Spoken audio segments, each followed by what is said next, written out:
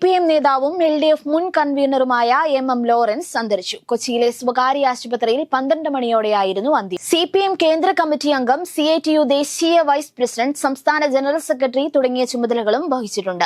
Edappally police station ആക്രമണ കേസിൽ 22 മാസവും അടിയന്തരാവസ്ഥ കാലത്തടക്കം 6 വർഷവും ജയിൽവാസം അനുഭവിച്ച നേതാവാണ് അദ്ദേഹം.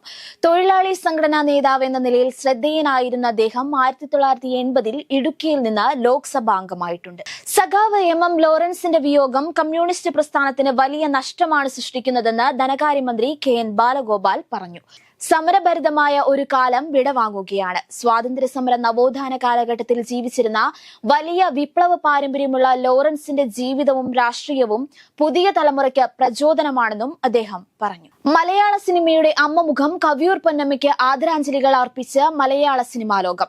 കവിയൂർ പൊന്നമ്മയ്ക്ക് അന്ത്യാഞ്ജലി അർപ്പിക്കാൻ മലയാള സിനിമയിൽ നിന്ന് നിരവധി പേരാണ് എത്തിയത്. ക്യാൻസർ രോഗചികിത്സയിലായിരുന്ന പൊന്നമ്മയുടെ അന്ത്യം ഇന്നലെ വൈകിട്ട് 5:30 ലിസി ആശുപത്രിയിലായിരുന്നു. ഇന്ന് രാവിലെ 9 മുതൽ 12 വരെ കളമശ്ശേരി ടൗൺ ഹാളിലെ പൊതുദർശനത്തിന് ശേഷം വൈകിട്ട് 4-ന് ആലുവയ്ക്ക് സമീപം കരുമാലൂരിലെ വീട്ടുവളപ്പിൽ സംസ്ഥാന ബഹുമതികളോടെയായിരുന്നു സംസ്കാരം. ഷിരൂരിൽ കാണാതായ മലയാളി ലോറി ഡ്രൈവർ അർജുനെ കണ്ടെത്താനുള്ള തെരച്ചിൽ നിർണായക ഘട്ടത്തിലേക്ക് കടന്നു. ഈശ്വർ മൽപെ ഗംഗാവലി പുഴയിലിറങ്ങി നടത്തിയ പരിശോധനയിൽ അർജുന്റെ ലോറിയുടെ ഭാഗങ്ങളെന്ന് സംശയിക്കുന്ന ടയറുകളും സ്റ്റീറിംഗും ഉൾപ്പെടെ കണ്ടെത്തിയതിനു പുറമെ മറ്റൊരു ഭാഗത്ത് വേറൊരു വാഹനത്തിന്റെ ഭാഗങ്ങളും കണ്ടെത്തി. ഈശ്വർ മൽപെ കണ്ടെത്തിയ ലോറിയുടെ ഭാഗങ്ങൾ അർജുന്റെ ലോറിയുടേത് അല്ലെന്നാണ് ലോറി ഉടമ മനാഫ് പറയുന്നത്. അർജുന്റെ ലോറിയുടെ താഴെയുള്ള നിറം കറുപ്പാണ്. ഇത് ഓറഞ്ച് നിറമാണെന്നും അർജുന്റെ ലോറി അല്ലെന്നും മനാഫ് വ്യക്തമാക്കി. ADGP MR അജിത് കുമാറിനെ തൽക്കാലം ക്രമസമാധാന ചുമതലയിൽ നിന്ന് മാറ്റി നിർത്തേണ്ടതില്ല എന്ന നിലപാടിൽ ഉറച്ച് മുഖ്യമന്ത്രി പിണറായി വിജയൻ. CPI ഉൾപ്പെടെ ഘടകകക്ഷികൾ അതിശക്തമായ സമ്മർദ്ദം ചെലുത്തിയിട്ടും വിശ്വസ്തനെ തൽക്കാലം കൈവിടാനാകില്ല എന്ന നിലപാടിൽ ഉറച്ചു നിൽക്കുകയാണ് മുഖ്യമന്ത്രി. അന്വേഷണ റിപ്പോർട്ട് കിട്ടുന്നതുവരെ അജിത് കുമാറിനെതിരെ നടപടിയുണ്ടാകില്ലെന്നും മുഖ്യമന്ത്രി പറഞ്ഞു. വയനാട് ദുരിതാശ്വാസ കണക്കിനെ സംബന്ധിച്ച വാർത്തകൾ വന്നതോടെ കേരളം കണക്കുകൾ പെരുപ്പിച്ച് അനർഹമായ കേന്ദ്ര സഹായം നേടാൻ ശ്രമിക്കുന്നുവെന്ന വ്യാജകഥ ഒരു വിഭാഗം ജനങ്ങളുടെ മനസ്സിൽ കടന്നുകയറിയതായി മുഖ്യമന്ത്രി പിണറായി വിജയൻ. വ്യാജ പ്രചരണത്തിനെതിരെ നിയമ നടപടി സ്വീകരിക്കാൻ സർക്കാർ നിർബന്ധിതമാകുകയാണെന്നും ഹൈക്കോടതി വിധി ദുർവ്യാഖ്യാനം ചെയ്തതുമായി ബന്ധപ്പെട്ടും നിയമ നടപടിയെടുക്കുമെന്നും മുഖ്യമന്ത്രി വാർത്താ സമ്മേളനത്തിൽ പറഞ്ഞു.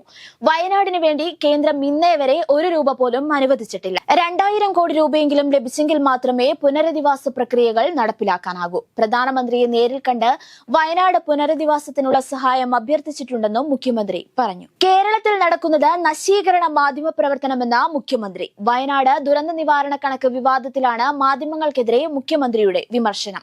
അസത്യം മറക്കുമ്പോൾ സത്യം അതിന്റെ പിന്നാലെ മുടന്തുകയാണ് ചെയ്യുക എന്നത് പറഞ്ഞതുപോലെയാണ് ഈ സംഭവത്തിൽ നടന്നത്. വ്യാജ വാർത്തയുടെ പിന്നാലെ ഇഴയാൻ മാത്രമേ യഥാർത്ഥ വാർത്തയ്ക്ക് കഴിഞ്ഞുള്ളൂ.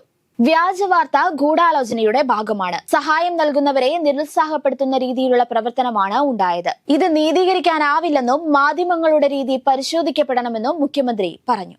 ഉരുൾപൊട്ടലടക്കമുള്ള പ്രകൃതി ദുരന്തങ്ങൾ നേരിടുന്ന വയനാട്ടിൽ കാലാവസ്ഥ പ്രവചിക്കാൻ റഡാർ സംവിധാനം വരുന്നു. റഡാർ കോഴിക്കോട്ട് സ്ഥാപിക്കാനായിരുന്നു ആദ്യ തീരുമാനം. എന്നാൽ സിഗ്നൽ ലഭിക്കാൻ പശ്ചിമഘട്ട മലനിരകൾ തടസ്സമാകുന്നുവെന്നതും വയനാട്ടിൽ മഴ കൃത്യമായി അളക്കേണ്ടതിന്റെ ആവശ്യകത വർദ്ധിച്ചതുമാണ് റഡാർ വയനാട്ടിൽ സ്ഥാപിക്കാനുള്ള തീരുമാനത്തിലേക്ക് നയിച്ചത്. കേന്ദ്ര കാലാവസ്ഥാ നിരീക്ഷണ വകുപ്പിന്റെ കീഴിലാണ് 150 കിലോമീറ്റർ വരെ പരിധിയിൽ സിഗ്നൽ ലഭിക്കാൻ ശേഷിയുള്ള S-ബാൻഡ് റഡാർ സ്ഥാപിക്കുക. ഇതിനായി സ്ഥലം കണ്ടെത്തി മണ്ണ് പരിശോധന ഉൾപ്പെടെയുള്ള നടപടികൾ പുരോഗമിക്കുകയാണ്. CPM നേതാവും ജില്ലാ പഞ്ചായത്ത് അംഗവുമായ വെള്ളനാട് ശശി പത്തനംതിട്ടയിൽ അറസ്റ്റിലായി. കടയിൽ അതിക്രമിച്ചു കയറി സ്ത്രീകളെയും കുട്ടികളെയും മർദ്ദിച്ച സംഭവത്തിലാണ് ആര്യനാട് പോലീസ് ശശിയെ ജാമ്യമില്ലാ വകുപ്പ് പ്രകാരം അറസ്റ്റ് ചെയ്തത്. തട്ടുകടയുടെ ബോർഡ് റോഡിൽ നിന്ന് മാറ്റുന്നതുമായി ബന്ധപ്പെട്ടായിരുന്നു തർക്കം. കൊല്ലം ഇരട്ടക്കടയിലെ 19-കാരന്റെ കൊലപാതകത്തിൽ നിർണായക ദൃക്സാക്ഷിമൊഴി പുറത്ത്. പെൺകുട്ടിയുടെ മുന്നിൽ വച്ചാണ് പ്രസാദ് അരുണിനെ കുത്തിയതെന്ന് സംഭവം നടക്കുമ്പോൾ സ്ഥലത്തുണ്ടായിരുന്ന ദൃക്സാക്ഷി ആൽഡ്രിൻ വിനോജ് പറഞ്ഞു. ആൽഡ്രിനൊപ്പമാണ് അരുൺ പെൺകുട്ടിയുള്ള വീട്ടിലെത്തിയത്. അരുണിനെ കുത്താനുള്ള ശ്രമം തടഞ്ഞ തന്നെയും ആക്രമിക്കാൻ ശ്രമിച്ചു. കുത്തേറ്റ അരുണിനെ താൻ ഉടനെ ആശുപത്രിയിലേക്ക് കൊണ്ടുപോവുകയായിരുന്നുവെന്നും ആൽഡ്രിൻ പറഞ്ഞു. കൊലപാതകം ആസൂത്രിതമാണെന്ന് അരുൺകുമാറിന്റെ കുടുംബം ആരോപിച്ചു. ഇതര മതത്തിൽപ്പെട്ട യുവാവും മകളും തമ്മിൽ പ്രണയിച്ചതിന്റെ ദുരഭിമാനത്തിലാണ് പ്രതി പ്രസാദ് കൊല നടത്തിയതെന്ന് അരുണിന്റെ മാതൃസഹോദരി സന്ധ്യ പറഞ്ഞു. ദില്ലി മുഖ്യമന്ത്രിയായി ആതിഷി മർലേന സത്യപ്രതിജ്ഞ ചെയ്തു. അരവിന്ദ് കെജ്രിവാൾ അടക്കം പങ്കെടുത്ത ചടങ്ങിൽ ലഫ്റ്റനന്റ് ഗവർണർ VK സക്സേന സത്യവാചകം ചൊല്ലിക്കൊടുത്തു. ദൈവനാമത്തിലായിരുന്നു ദില്ലിയുടെ പുതിയ മുഖ്യമന്ത്രിയുടെ സത്യപ്രതിജ്ഞ. ദില്ലിയിൽ മുഖ്യമന്ത്രി പദത്തിലെത്തുന്ന മൂന്നാമത്തെ സ്ത്രീയാണ് ആതിഷി. അരവിന്ദ് കെജ്രിവാൾ രാജിവെച്ചതിനെ തുടർന്നാണ് ആതിഷി മുഖ്യമന്ത്രി സ്ഥാനത്തേക്ക് എത്തിയത്. ദില്ലി രാജ്നിവാസിലാണ് ചടങ്ങുകൾ നടന്നത്. ലോക്സഭാ പ്രതിപക്ഷ നേതാവ് രാഹുൽ ഗാന്ധിക്കെതിരെ കേസ്. US സന്ദർശനത്തിനിടെ നടത്തിയ പരാമർശം സിഖ് വികാരം വ്രണപ്പെടുത്തിയെന്ന പരാതിയുടെ അടിസ്ഥാനത്തിലാണ് കേസ്. വാരണാസിയിലെ സിഗ്ര പോലീസ് സ്റ്റേഷനിൽ BJP നേതാവ് അശോക് കുമാർ നൽകിയ പരാതിയുടെ അടിസ്ഥാനത്തിലാണ് കേസ്. സിഖ് വികാരം വ്രണപ്പെടുത്തുന്ന പരാമർശങ്ങൾ നടത്തി രാജ്യത്തിന്റെ അഖണ്ഡത തകർക്കാനാണ് രാഹുൽ ഗാന്ധി ശ്രമിക്കുന്നതെന്ന് അശോക് കുമാർ ആരോപിച്ചു. ദില്ലിയിലും രാഹുലിനെതിരെ കേസെടുത്തിട്ടുണ്ട്. പ്രധാനമന്ത്രി നരേന്ദ്രമോദി 3 ദിവസത്തെ സന്ദർശനത്തിനായി അമേരിക്കയിലേക്ക് തിരിച്ചു. പുലർച്ചെ 4 മണിക്കാണ് മോദി ദില്ലിയിൽ നിന്ന് യാത്ര തിരിച്ചത്. ഡെലവേറിലെത്തുന്ന Modi India, US, Japan, Australia എന്നീ രാജ്യങ്ങളുടെ ക്വാഡ് ഉച്ചകോടിയിൽ പങ്കെടുക്കും. അമേരിക്കൻ പ്രസിഡന്റ് ജോ ബൈഡനുമായി മോദി പ്രത്യേക ചർച്ച നടത്തും. പ്രസിഡന്റ് ബൈഡൻ ഒരുക്കുന്ന അത്താഴ വിരുന്നിലും മോദി പങ്കെടുക്കും. നാളെ ന്യൂയോർക്കിലെത്തുന്ന പ്രധാനമന്ത്രി ലോങ് ഐലൻഡിൽ ഇന്ത്യൻ സമൂഹം ഒരുക്കുന്ന സ്വീകരണത്തിൽ പങ്കെടുക്കും. ഇസ്രായേൽ ആക്രമണത്തിൽ ഹിസ്ബുള്ളയുടെ ഒരു കമാൻഡർ കൂടി കൊല്ലപ്പെട്ടു. കഴിഞ്ഞ ദിവസം നടന്ന വ്യോമാക്രമണത്തിൽ 14 പേർക്കൊപ്പമാണ് ഹിസ്ബുള്ളയുടെ കമാൻഡറായ മഹ്മൂദ് വഹാബി കൊല്ലപ്പെട്ടത്. ഹിസ്ബുള്ളയുടെ റദ്വാൻ സേനയുടെ മുതിർന്ന കമാൻഡറാണ് വഹാബി.